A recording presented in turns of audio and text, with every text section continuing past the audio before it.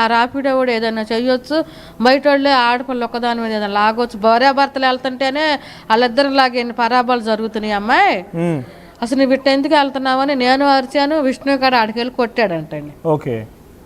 So మీ పైన కూడా దాడి చేశారా? లేకుండా నీకైనా ఏం బుద్ధి లేదని ఆ గోరిని కూడా అరిచాడంటండి. మిమ్మల్ని ఎప్పుడైనా కొట్టాడా? నిన్న మీ పాప చెప్తోంది నన్ను కాదు మా అమ్మను కూడా కొట్టాడు, కానీ మా అమ్మ మొన్న మాకు ఈ పాప వెళ్ళిపోయినాక నువ్వే పంపించావంటే నువ్వే పంపించావని ఇద్దరికి బాగా గొడవ జరిగినప్పుడు నన్ను కూడా ఒక దెబ్బ వేసాడండి విష్ణు. ఓకే. సో మీరు ఒప్పుకొనే పంపించారు? అగోరాలు బగోరాలు మా తెలవదు, నీ వల్లే మీరు ఒప్పుకొనే పంపించారు. నువ్వు ఆల్రెడీ ఆ అఘోరితో వెళ్ళిపోయినాక కూడా, వర్షిని వెళ్ళిపోయినాక కూడా మీరు అఘోరికి ఫోన్ చేసి పర్వాలేదమ్మా నన్ను విష్ణు ఈ రకం కొట్టి మిమ్మల్ని తీసుకురమ్మని చెప్తున్నాడు, కానీ మా అమ్మాయి మీ దగ్గర ఉంచుకోండి అని మీరు అన్నారని చెప్పి అఘోరిని చెప్పింది మాకు.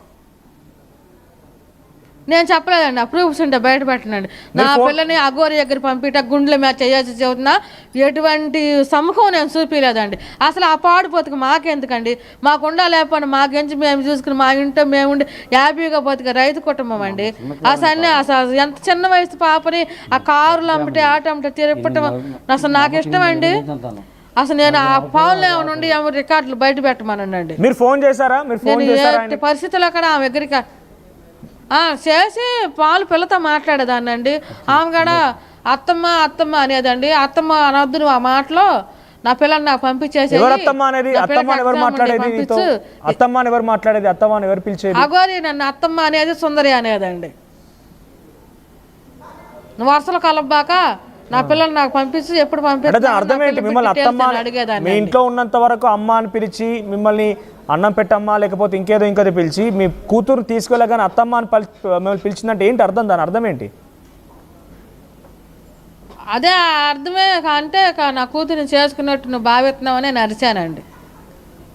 మీ కూతురుని వివాహం చేసుకుందా? నిజమేనా? అసలు నాకు వాళ్ళ దగ్గర మేమెంత పంపిస్తామండి. మీ కూతురుని పెళ్లి చేసుకుంది, తాలిబొట్టు కూడా కట్టింది, ఇవన్నీ నిజమేనా? నిజమేనండి. మా దగ్గర కట్టపోతే మేము లాగేసి అరిచి దాన్ని కొట్టామండి. మీ ఇంటి దగ్గరే కట్టబోయిందా తాళి ఏకంగా? అవునండి. ఆమె బ్యాగ్లో 20 ఉండయండి పసుకొమ్మలు కట్టి తాళ్ళు మా ముందర చూపితే ఏంటి తాళ్ళు ఏంటంటే ప్రేమికులు వస్తారు కట్టమని వాళ్ళని ఆశీర్వదించి నేను కడతాను అని అందండి. ఇప్పుడు మీ అమ్మాయికి మెళ్ళో పసుపు కొమ్మే కాకుండా తాలిబొట్టు కూడా ఉందా ఇంకా? అయ్యయ్యో కేరళ టైప్ 2 బిళ్ళలు వెళ్ళి తెచ్చిందండి బంగారు పొయ్యి. ఓకే. మాకు అవి అర్థమయ్యే ఆ చైను బోయిని పీకేసేసామండి. ఇప్పుడు మీ ఇంట్లోనే ఉందని చేసామండి. పీకేసేస్తే మా దగ్గర లేవండి. చైన్ మట్టికి పిల్ల మళ్ళీ అతికేపిచ్చి చేపించుకొచ్చి పిల్ల మెళ్ళ వేసామండి. సో ఇప్పుడు మీరు చివరిగా వర్షిని మీ ఇంట్లో నుంచి వెళ్ళేటప్పుడు ఏం చెప్పి వెళ్ళింది? ఏమైనా చెప్పిందా లేకపోతే మీకు ఏదైనా కంప్లైంట్ ఇచ్చిందా? అసలు ఎలా వెళ్ళిపోయింది? మీ కళ్ళు కప్పి ఇంతమంది నాకేం చెప్పలేదండి. అసలు అనుకోకుండా వెళ్ళింది కదండి. అంత ముందల మట్టుకు అనేది అఘోరమ్మ దగ్గరికి వెళ్తే చెక్ పవర్ అంతా నాది, ఆశ్రమం కట్టిస్తుంది అంట అన్నమాట ఒకటి అనేదండి. ఓకే. మళ్ళీ ఆడికి వెళ్ళాక నేను ఫోన్ చేస్తే హైదరాబాద్ వెళ్ళానండి ఒకసారి. నేను వెళ్ళి అమ్మ నేను వీళ్ళకతో గొడవ పడి వచ్చేసాను, హైదరాబాద్ వెళ్ళాను అని అంటే, అమ్మ ఎక్కడ ఒక్కదాన్ని వచ్చేసావా, నేను వచ్చి రిసీవ్ చేసుకుంటాను అందండి. అన్నాక వీడియో కాల్ చేసిందండి నమ్మకం లేక. ఓకే. చేస్తే నేను వీడియో కాల్ ఎత్తి చూపించానండి. చూపించి మళ్ళీ 10 నిమిషాలు ఆగి, అమ్మ నేను సోమనాథ్ వెళ్తున్నాను 2-4 రోజుల దాకా రాను, నువ్వు హోమ్లో ఉండు పని చేసుకో అందండి. మళ్ళీ రెండోసారి ఫోన్ చేస్తే అఘోరమ్మను అరిశానండి. నువ్వు మీది ఎక్కడో లాంగ్ జర్నీ అంట, అడవిలో వెళ్ళాలంట, నా పిల్లని అటు పెట్టొద్దు, నువ్వు కానీ నా పిల్లని ఏమి చెయ్యొద్దు, నువ్వు ఇక్కడ తాడేపల్లిలాగా నీటి సిటీలో నీ దగ్గర కొంటానని చిటికలు వేసిందండి మా దగ్గర. 50 లక్షలు ఇల్లు తీసుకుంటానని వచ్చి ఇల్లు తీసుకుని ఇటుండు, మాకాడ దగ్గరికి ఉండిద్ది, నా పిల్లలు నేను చూసుకుంటాను అని అఘోరమ్మను అరిశానండి. అరిస్తే వర్షిని ఫోన్ తీసుకుని అమ్మ నువ్వేం మాట్లాడుతున్నావు, నువ్వు అట్టా మాట్లాడలేకైతే నువ్వు నాతో కూడా ఫోన్ చేయబాక అని అందండి. అదే చివరి మాట అండి ఆ పిల్ల నాతో మాట్లాడతాం. కాదు, చివరిగా తను మీ ఇంటి దగ్గర నుంచి వెళ్ళే రోజు మీకు ఏమైనా చెప్పిందా? అంటే వెళ్తున్నట్టుగా మీ అందరి కళ్ళు కప్పేసి ఎలా వెళ్ళింది అట్లా? అంటే ఆ పిల్ల మధ్యాహ్నం టైంలో పడుకుంటాం కదండి. అవును. అమ్మ నేను పైకి వెళ్ళి కొట్లు ఉతుక్కుంటాను అందండి. సరేలే ఈ టైంలో ఆడకపోయిద్దిలే ఉతుక్కునిద్దిలే అని మేము కింద ఉండామండి. ఆ కింద ఉండేది అటు నుంచి అటు గోడ దూకేసి వెళ్ళిందండి. నేను 10 నిమిషాలు లాగినాక పిల్ల ఏదని చూసుకుంటే ఇక ఆ పిల్ల ఇక వెళ్ళిపోయినట్టు ముందలగానే పైన దాచుకున్నట్టుందండి బ్యాగులు అయ్యి.